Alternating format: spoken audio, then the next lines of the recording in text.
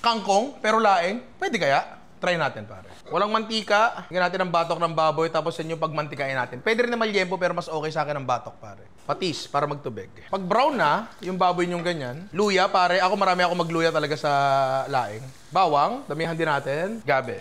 Kuhain lang natin ng ganyan kasi halos madudurog naman to di ba? Lagyan natin dyan. Tapos, eto baka controversial to para sa iba. Pero ako, naglalagay ako ng bagoong sa aking laing.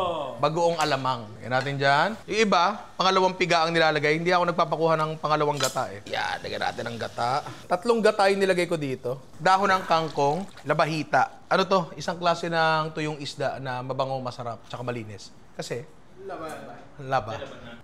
Yan. So, at this point, lulutuin na lang natin to, pare. So, balikan nyo ako dito kapag luto na siya. Mukhang laing yan. Mukha tayo niyan. Kaya natin dyan. Diba? Baboy at gata yan, diba? Mukha naman siyang masarap. Pero alam mo ano pa masarap? Ano? Ito, pare. Oh. Nino Rai merch, pare. Available yan. May 3X, may 4X. Pwede rin i-check out. At kapag bumili kayo ng riding jersey at polo, makakakuha kayo ng libre sticker pack para na waterproof. Check out nyo na yan. Tikman na natin to. Yan natin sa kanin. Yan ang the perfect bite. Parang init. Wala. Mainit, pero kalasa ba? Kuha, di ba? Kuha. Pare, alam mo maganda dito, saglit mo lang lulutuin to. Huwag nyo nang sabihin sa lola nyo o sa tito nyo na kangkong yung ginamit nyo, baka pagalitan kayo.